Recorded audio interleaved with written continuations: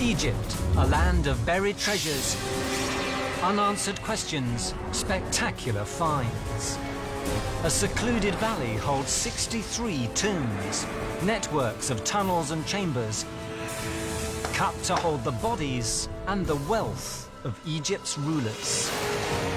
Today's Egyptologists are gaining new insights into the scale of what was achieved here. Can they explain why an underground world, the most famed and elaborate cemetery in history, was hidden, forgotten, beneath the Valley of the Kings?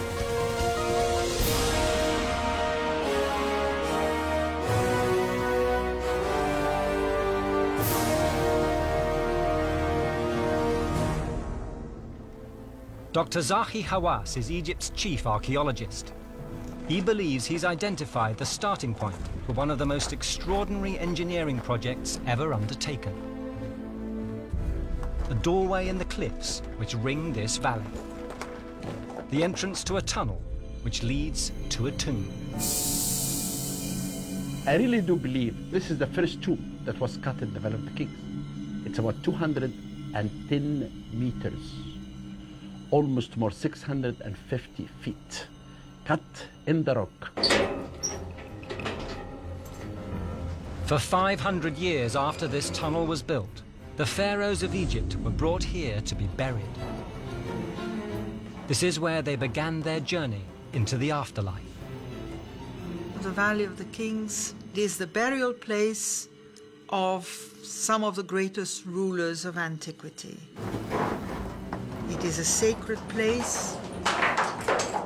It is the place where their mythology is played out, where they have pooled all their thoughts, their technology, their craftsmanship. Incredible resources have gone into the creation of these royal tombs. 3,500 years ago, the pharaoh's capital was Thebes, the heart of the most sophisticated civilization the world had ever seen.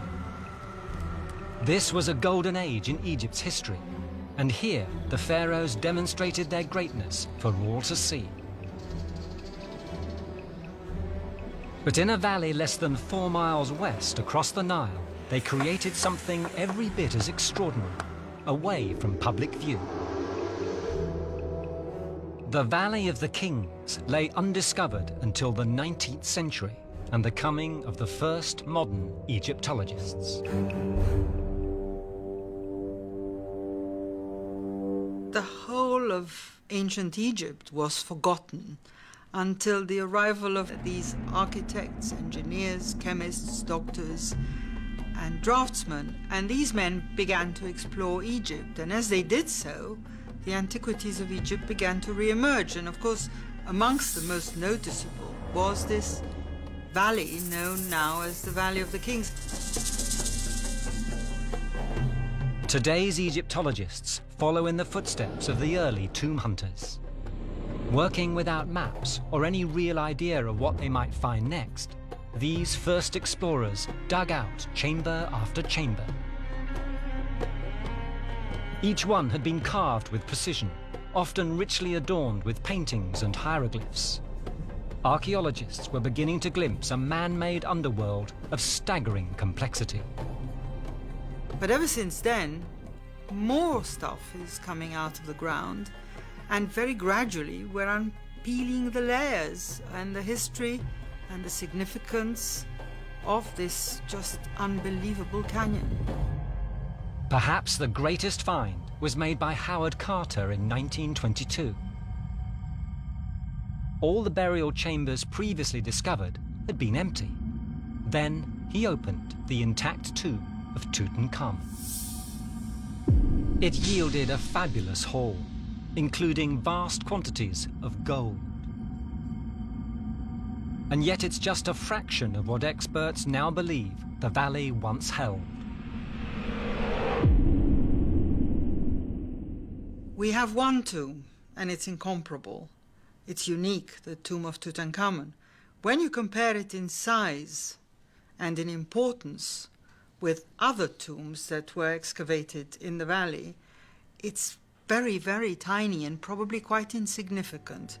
So the mind boggles, really. By accumulating evidence over the years and the research that is being done, we are now able to tell a story which we couldn't even 10 years ago. Much of this research has been done by Kent Weeks. He's spent 30 years studying ancient documents, excavating and systematically mapping the entire region. He's documented every discovery ever made in the Valley of the Kings.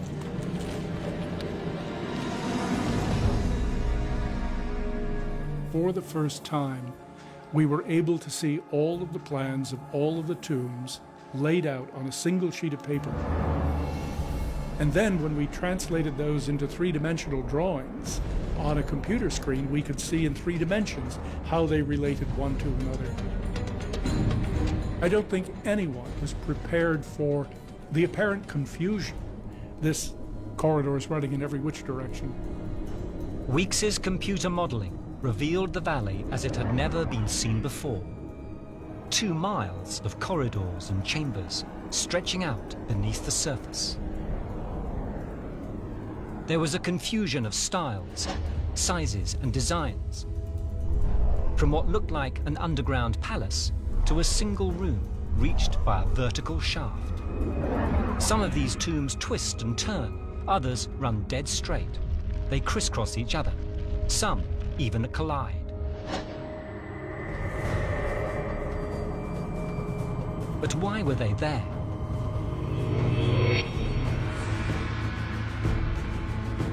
For centuries, the Egyptians had laid their kings to rest in pyramids. The Great Pyramids of Egypt were built 1,000 years before the valley tombs were cut. Their design was based around a set of principles which the pharaohs believed would guarantee their entry to the afterlife.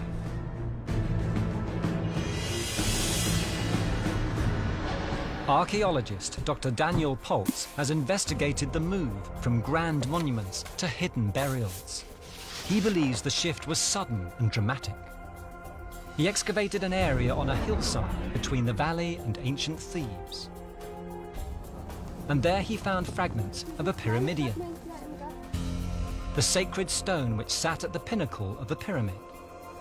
It bore a cartouche, a royal name. Next, he uncovered a square foundation wall of mud brick. The structure indeed was the lowermost layers of a mud brick-built pyramid. Poltz dated this modestly sized pyramid, reconstructed here, to the time of Egypt's 17th dynasty, 1,000 years after the Great Pyramid, but just a few decades before the Valley of the Kings. The dynasty which built this pyramid was honoring an ancient and sacred tradition. The pharaohs of the next dynasty, the 18th, would have seen this structure standing complete, yet they turned their backs on that tradition. We know for sure that no tomb in the Valley of the Kings ever had a pyramid. Pyramids simply ran out of use.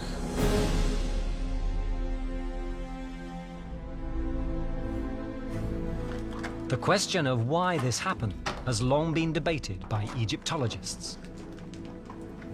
But for Dr. Zahi Hawass, the answer lies at the bottom of this, the deepest and, he believes, the oldest tomb in the valley. Again, Howard Carter was the first person in the modern era to enter the tomb. It was in 1902, 20 years before he happened on the burial of King Tut. Carter entered a passageway blocked by rubble and debris. The smell of the bats and the loose stones made Carter's life miserable. It's very rough and very difficult. And you see, while I was entering inside, I almost slipped down because it's difficult and dangerous tomb for anyone to enter. This passageway was intended to be used once and then sealed forever.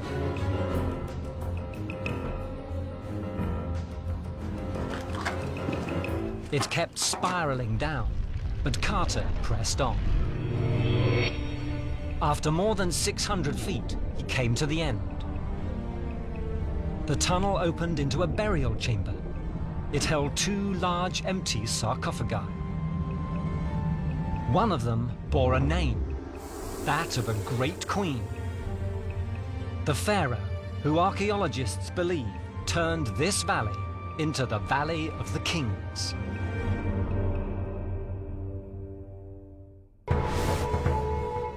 This remote valley became one of the richest burial grounds in the ancient world. To understand how it happened, archaeologists have focused on the pharaoh whose tomb they believe is the oldest and the deepest here. That pharaoh's name was Hatshepsut. Hatshepsut belonged to a golden age in Egyptian history. An era when every ruler sought to leave a legacy in stone.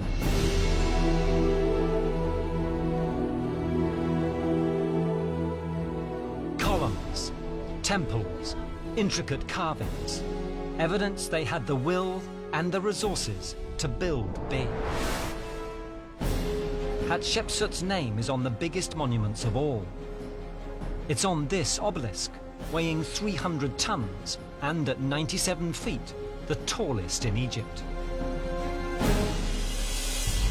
But to understand what brought her to the Valley of the Kings, we have to look at the nature of Hatshepsut's reign.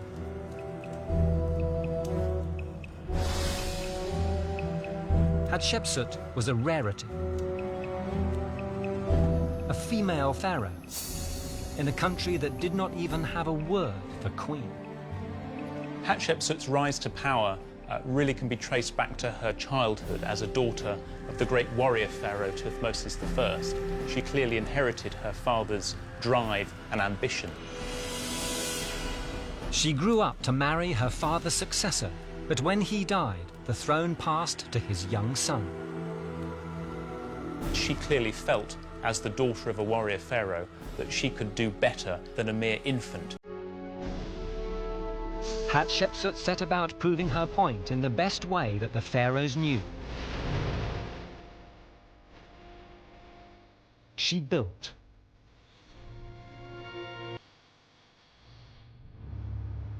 On the outside of the cliffs which shield the valley, she built a temple where she could be worshipped after her death.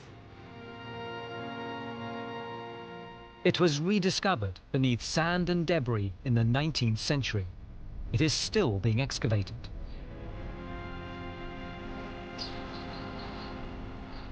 Archaeologist Ted Brock, who's been working in the area for over 20 years, has been probing what the temple reveals about the ambitions of Hatshepsut.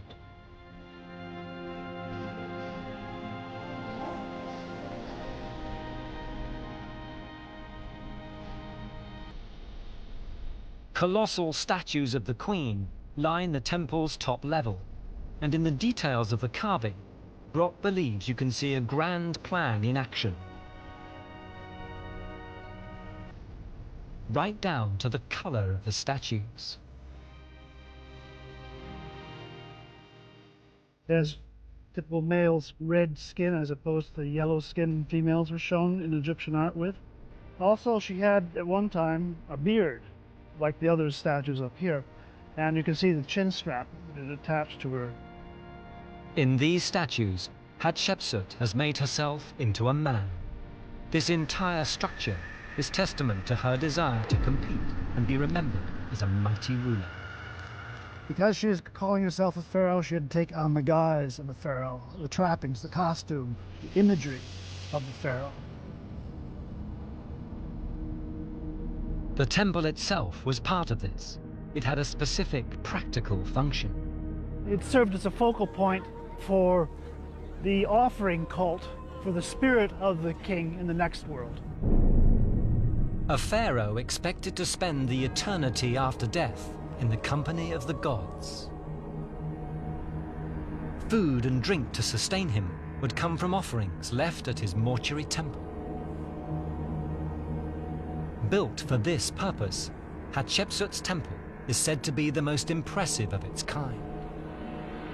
People have always marveled at the beauty of Queen Hatshepsut's temple. It's wonderful, sheer cliffs, and then the brilliance of taking this long series of staircase-type colonnades turns Hatshepsut's temple into a masterpiece. But while previous pharaohs attached their mortuary temples to their tombs, Hatshepsut hid her burial place some distance away.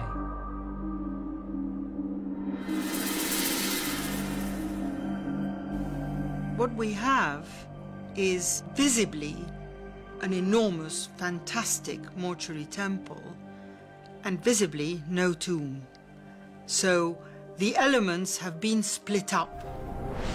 The king, from this moment onwards, is to be buried in a hidden place, the deep underground passage in the Valley of the Kings.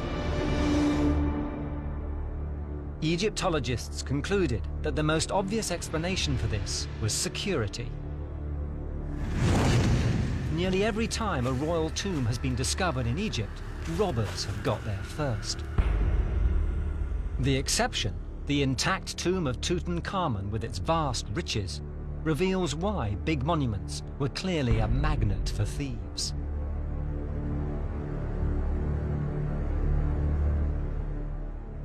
It was accepted that Hatshepsut and her successors hid their tombs to prevent robbery. This, I think, is not a possible explanation. If you look at the royal tombs in the Valley of the Kings, excavating them, decorating them, actually bringing in the royal burial involves hundreds, if not thousands of people. How can you possibly hide such a tomb from the locals, from the workmen?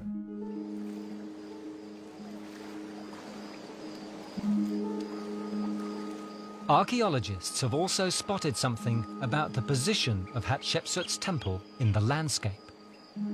It suggests the temple is just one element in a much grander scheme. If a line was drawn down the grand stairway and back across the Nile, it would pass the central walkway of the Karnak Temple, the most sacred place in Egypt and one of the largest temple complexes on Earth. Over a distance of 2 miles, the alignment between the stairs and the walkway is just 2 degrees out. When you consider that this would have been a line of sight with just bare eyes on the part of the Egyptians, determining that is remarkably close. Too close to be coincidence.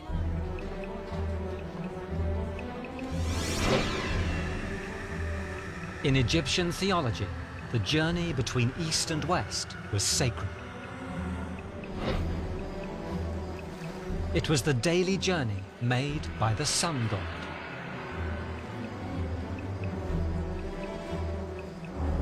The Egyptians built their towns on the east bank of the Nile, where the sun rose. They buried their dead on the west bank, where the sun set. Hatshepsut had forged a connection between the two.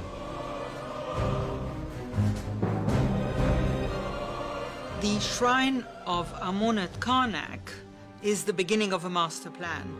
Going from east to west, you arrive straight at the temple of Hatshepsut. It doesn't end here, because if you go on tracing the line of this master plan through the mountain and the great limestone cliffs at Deir el-Bahri, you end straight into the tomb of Hatshepsut herself.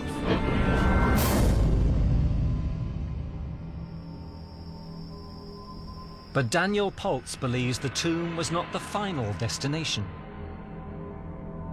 He thinks Hatshepsut dug here because it was the starting point for another perilous journey.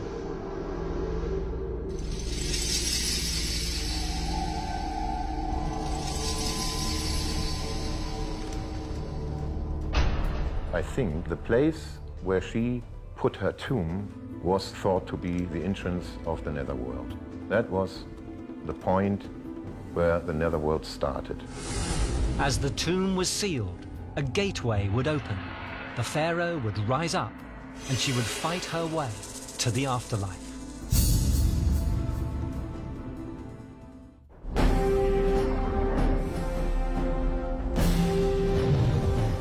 Archaeologists believe the pharaoh Hatshepsut was the first to build a grand tomb complex in the Valley of the Kings, setting an example which would be followed for the next 500 years. She did choose a beautiful location. It's away from everything, silence, quiet, hidden. It's very difficult to find this tomb. Her tomb was constructed according to a set of principles which experts have only recently come to understand. But Hatshepsut had broken with tradition. She dug the tomb away from the grand temple, where, after her death, offerings would be made to nourish her spirit. Her burial was unmarked. The conventional theory was that the tombs were placed underground simply to keep out tomb robbers. But archaeologist Daniel Poltz believes the tomb builders were less concerned with the dangers of this life than the next.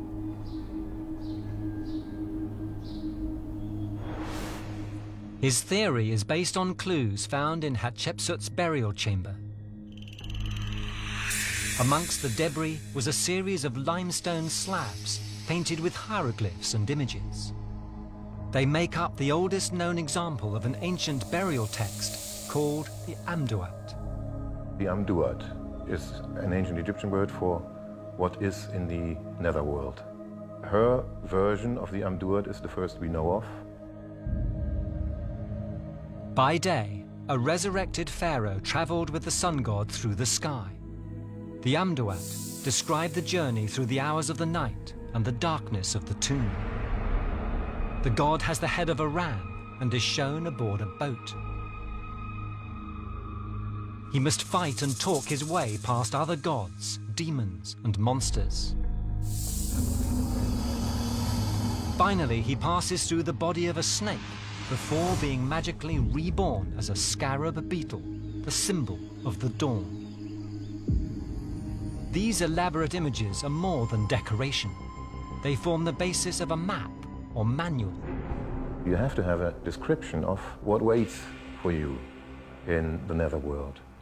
What kinds of creatures, demons, gods you have to deal with in the netherworld. According to Poltz, Hatshepsut hoped that coming to this valley, beyond the Nile and behind a ridge of cliffs, would bring her closer to the world of the dead. Well, I think that Queen Hatshepsut actually wanted to place the entrance of her tomb as close to the netherworld as possible. And that was the Valley of the Kings. A series of carefully planned rituals would have begun at the moment of Hatshepsut's death. Her body would be needed in the afterlife, so first it was mummified. Then it was transported in its coffin across the Nile, up the side of the valley, and then down into the burial chamber. Hatshepsut's funeral procession marked a new route to the afterlife. Many other pharaohs would follow. Hatshepsut started something which then lasted for more than 500 years and produced many of the most important buildings that Egypt has ever done. That the tombs would be hidden from the eyes of the living did not matter. Tomb builders went to extraordinary lengths to achieve absolute precision. When we were doing our mapping in the Valley of the Kings with very sophisticated 20th century technology, we often found that we would have to take hundreds upon hundreds of measurements in a tomb to reflect the accuracy of the ancient engineers. The tombs of the Valley of the Kings display such skill that experts have puzzled over precisely how they were made. Steve Macklin is a tunneling engineer. He's worked on major modern projects all over the world, and he believes he has an explanation. I'm hoping to discover the methods they used in forming tunnels which have remained stable essentially for over 3,000 years. Normally today we might design for 100, 120 year design life. These guys were building for eternity and they're doing pretty well at it so far. It's immediately clear they faced a tough job. In the valley, the top layer of rock is limestone.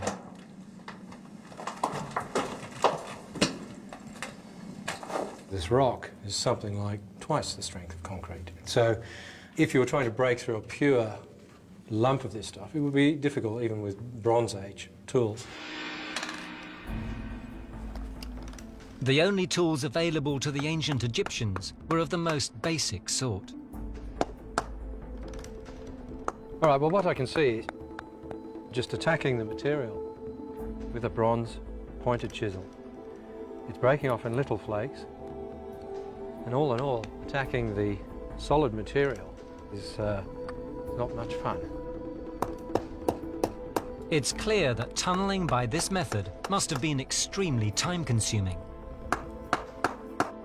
But Macklin believes the ancient workmen may have exploited natural patterns in the rock to speed things up. On a satellite image, he spotted a series of parallel lines that cross the surface of the valley. They're the result of movement in the Earth's crust. Down on the ground, it's caused small cracks or joints to appear, breaking up the cliff faces into brick-like rocks. This may be what had enabled tunnelers to complete the tomb. This is an example of a block that's been formed by the joints in the rock. Well, I think they would have used chisels and flint tools, getting the point into the open joint to pop out pieces of the rock and so excavate the rock relatively quickly with simple hand tools.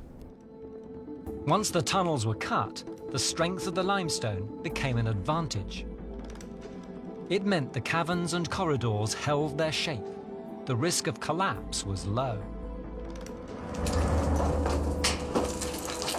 Clearly this rock is stable. This has been open for 3,000 years with no support whatsoever. But further into the tomb, Macklin sees a second, different layer of rock. And it's a tunneler's nightmare. What I think I can see here is that the roof of this chamber is about the position where we find the contact between two different geological layers. And now what we see is something called the Esna shale. A shale is simply a rock that was originally mud. But the problem is this material is not so stable. The slate breaks in very thin pieces. It's much more easily excavated, but also less stable as a result. A burial chamber cut from shale would be hard to work and stabilize. Its brittle, crumbling surface would be almost impossible to carve or paint. In Hatshepsut's tomb, the workers simply carried on going down, hoping to find better rock. But the people who came here later seem to have got round the problem. As a professional tunneler, Steve Macklin has studied a lot of the tomb plans and come up with a theory. Having had a look at some of the mapping data that's available for the tombs in the valley, I've noticed that a lot of the tombs have used a well shaft midway through the excavation of the tomb. The reason for these vertical pits, often over 20 feet deep, has eluded experts since they were first discovered. The ancient Egyptians left no clue to explain what they were for. Some Egyptologists have argued they were traps for tomb robbers, others that they were storm drains to collect floodwater. Now, Macklin has his own explanation. Perhaps some of these shafts, at least the early ones, were intended to establish the depth of the shale ahead of completing the final burial chamber. The idea makes sense. Careful mapping shows that the burial chamber is rarely dug deeper than the bottom of the well shaft. Macklin recognized the technique because it's one that engineers still use today. We would do such things as pilot shafts or pilot tunnels to investigate the ground when it was important to understand the quality and the stability of the rock. The best example of this is in the tomb of the great king Seti I. Its well shaft did hit the layer of shale. It's possible the architect then changed his designs, because the all-important burial chamber rests just within the solid limestone. The shaft is one feature that appears in many of the tombs, copied by generations of workers. Kent Weeks, who has made a 3D model of the valley, believes there's a reason why certain features occur again and again. I don't think it was accidental. I don't think it was based on geology. I think it was firmly rooted in Egyptian religious beliefs. 3D plans of the earliest tombs reveal a sort of blueprint. In time, the spiraling journey that Hatshepsut took into the afterlife is formalized into straight corridors and right-angled turns. But in every case, the burial chamber is at the bottom, and the walls that surround the stone sarcophagus are the focus for visions of the netherworld.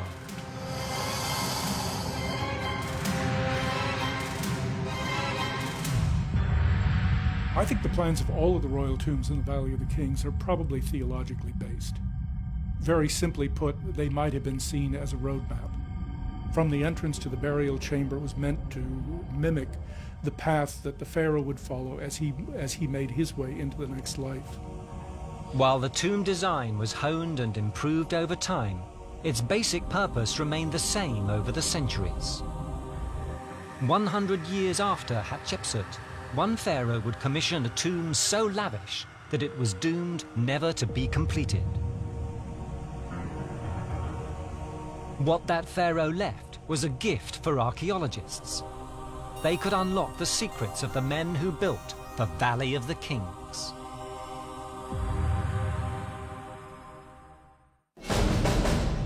On the southern side of the Valley of the Kings lies an extraordinary tomb.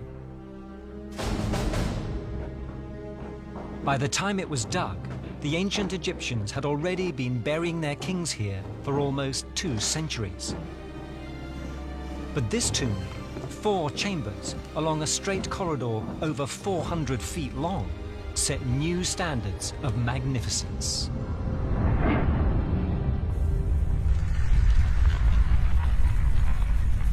Whereas the walls of other tombs were painted with images and texts, this one was covered in the most elaborate carvings. Zahi Hawass is retracing the steps of the explorers who first entered this chamber and identified its owner. They found the name of Horemheb, the army commander. Hawass believes that Horemheb's story explains the tomb's unique quality. Traditionally, a pharaoh inherited the throne. But Horemheb seized it. He wasn't a member of the royal family, but a general. As commander of the forces of Tutankhamun, he only took power in the vacuum caused by the boy king's death. A tomb had already been started for him elsewhere, but he wanted to be buried as a king in their valley. He was not from the royal blood. He was a military officer. And therefore, he was afraid that maybe he will not meet Osiris easily. Dr. Zahi Hawass has studied the images that cover the burial chamber.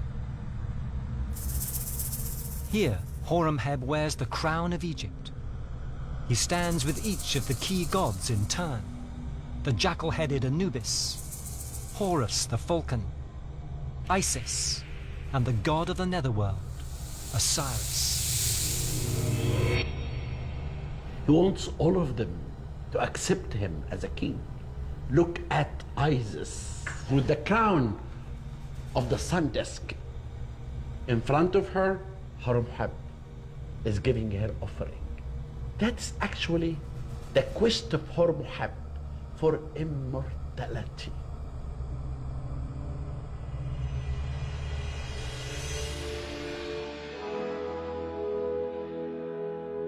It's a reminder that every tomb in this valley has a clear function: to convey the king to the afterlife. Horemheb's quest led him to create something that successive generations would try to emulate. The tomb was in itself something of a revolution in tomb design. We have the first example here of a straight axis tomb leading from the entrance to the burial chamber, a plan that is going to be copied by other rulers during the New Kingdom. But while ambition drove Horemheb to attempt something magnificent, it may also have doomed him to failure.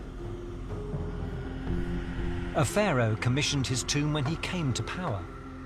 Horemheb reigned for 28 years, yet the work was never finished. Maybe Horemheb died before the artist finished the tomb. Upon the king's death, the tomb builders had 70 days, the duration of the mummification process, before the burial chamber needed to be sealed. It appears that what Horemheb wanted was so complex, he ran out of time.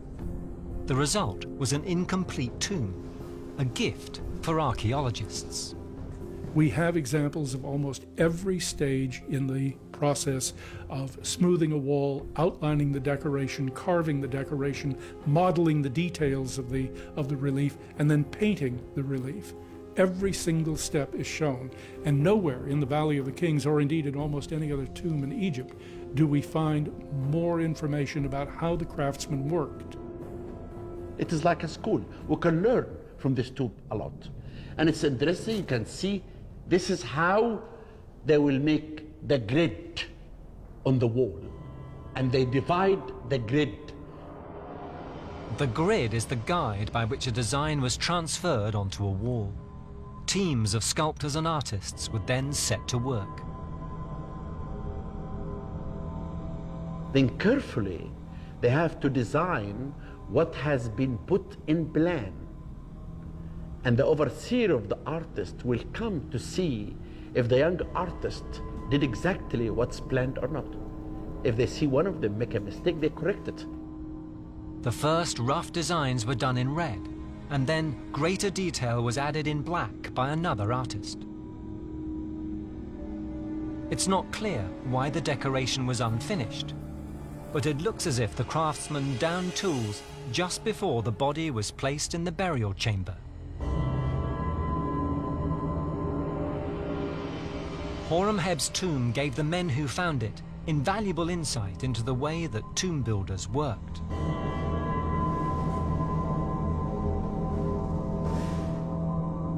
But until recently, experts could only guess at the lives of these master craftsmen.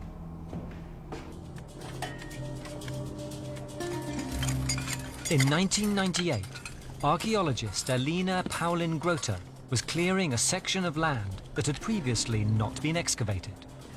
She came across the foundations of some small stone huts. There, on a fragment of limestone, she found a sketch drawn by one of the ancient tomb builders. A snapshot of life and work in the valley. It shows the entrance of the tomb, and it shows the architectural features like a door and walls. And inside are persons sitting on a scaffold and hammering on the wall with the chisel and the hammer. And the two are sitting, and the other persons are carrying the debris, the stones, the dust out under them. And it is exactly something that we do now when we restore or work in the tombs. The fragment helped identify the huts as houses for the men who worked on the tombs. Other similar sketches have been found in the area.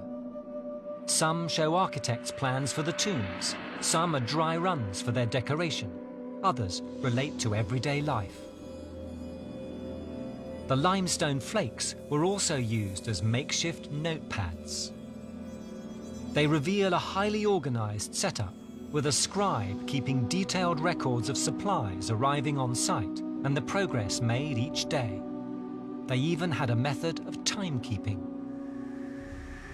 We know that the ancient workmen worked in two gangs, a left gang and a right gang. digging and then carrying the broken stone out the doorway. They lit their work with small bowls filled with oil in which they would float a tightly wrapped linen wick. And the wick would be cut to a certain length so that as the day progressed and the wick burned down, when it stopped, it was time for lunch. After lunch, a new wick, more oil, and after it burned down, it was time to go home. The scribe also kept an attendance record. Many times we have a complete workman's list on these flakes, and there is a list of with names, and is written. One was absent because his mother was ill, the other one was absent because he had to go on a feast, or a third one had to go with the foreman to work somewhere else. It's not only possible to see how these men worked, there are also enough clues to create a detailed view of their home lives. Following an ancient trail up from the valley floor and over the ridge, a path leads to one of the most important discoveries made in the area. An entire village, just for tomb builders. The workmen lived in an isolated community, cut off from the rest of Egypt. There was not even running water. It had to be brought in on donkey back. And they lived here, 87 families or so, working every day in the Valley of the Kings or on other royal commissions. As archaeologists excavated the houses, they found many more stone fragments covered in writing. These reveal the colourful private lives led by the artists and tunnellers. We know who was fighting with whom, which neighbor was sleeping with the other neighbor's wife, who was stealing, who was cheating in their accounts, and so on. It has the ability to make the Egyptians more human than almost any other single archaeological discovery in Egypt has ever done. The detail in these fragments has even allowed experts to identify who lived where. This house belonged to a man called Sennacherib. Though he appears to have been an ordinary worker, his home is a good size, and he could afford a tomb of his own, bearing images of his family.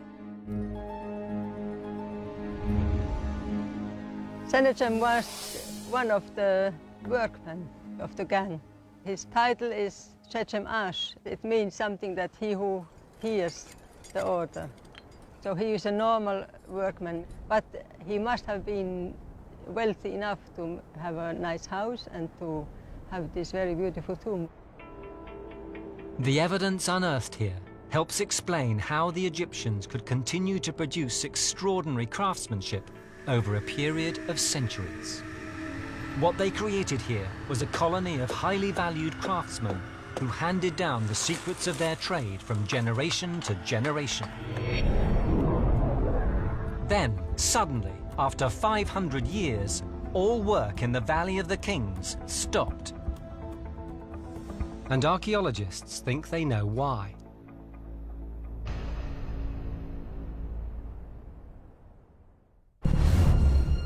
Egyptologists have been digging in the Valley of the Kings for 200 years.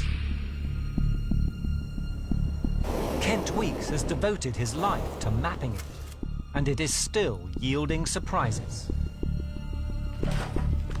Weeks and his team have been excavating one tomb since 1995, and they're still making new finds. We realized within 10 minutes of getting into that room that we had uncovered the largest tomb ever found in the Valley of the Kings, and certainly one of the largest tombs ever found anywhere in Egypt.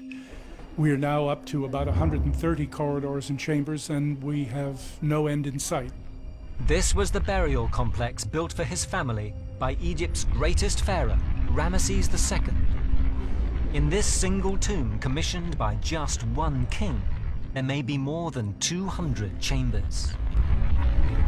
It's unsurprising that in time, the valley became overcrowded, and Weeks has found ample evidence of the difficulties this caused. Since entrances were routinely concealed, anyone cutting a fresh tomb was working blind. There was no master plan, and in fact, on 4 different occasions in antiquity, men digging one tomb accidentally ran into an earlier tomb that they hadn't realized was there.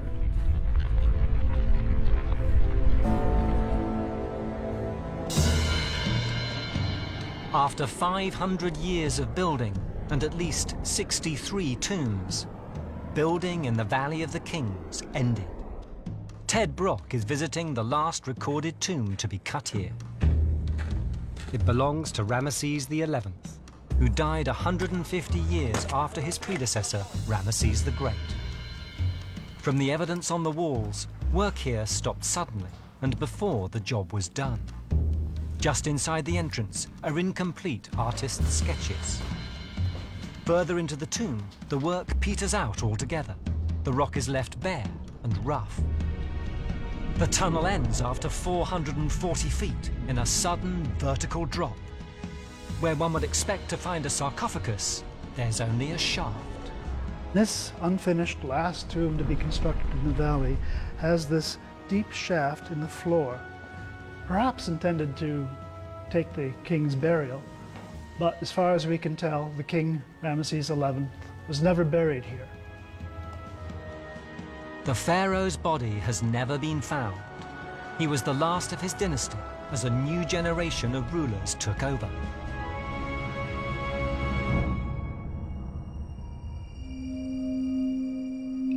Egypt's new pharaohs made the ancient capital Thebes and the Valley of the Kings redundant. The new rulers of Egypt come from the north. So they move the royal capital from Luxor, from Thebes, to the delta. And that's where they will be buried from now onwards. So at one point in the history of Egypt, around 1000 BC, the royal necropolis in the Valley of the King shuts, closes, never to be used again. The community created to build tombs here suddenly had no purpose and no means of providing for itself. Some historians believe the workers were forced to consume what their ancestors had created. They're not getting their wages paid on time by the state, and in order to feed their families, they turn to tomb robbery as a means of getting some gold and some income. But tomb robbing wasn't just a covert, illicit activity. There's evidence that Egypt's priests turned it into a matter of policy, a large-scale operation. They decide to reuse the gold, the bullion that has been buried underground. And there is evidence of official robbing, or perhaps better use the term recycling, of the gold and of the treasures that were buried underground. This theory explains why, of more than 60 tombs found in the valley, only that of Tutankhamun was discovered intact. And still the valley is giving up secrets. In 2007, Dr. Zahi Hawass completed a series of scientific tests on this mummy. He believes he's finally identified it as the body of Hatshepsut, the female pharaoh who transformed the Valley of the Kings. Hatshepsut, in my opinion, one of the most greatest queen of history. The Valley of the Kings is her legacy. Today we can marvel at the work that Hatshepsut started and others finished. We have learned from it that there is much more to be found in the Valley of the Kings, much more of importance. This place is a monument to the power of the pharaohs, to the force of their will, the vision of their engineers, and the skill of their craftsmen. The valley as we see it now is just a shadow of what it once was. Think of the Valley of the Kings as a valley of gold. If we had everything that was ever buried there, we would have literally mountains of gold.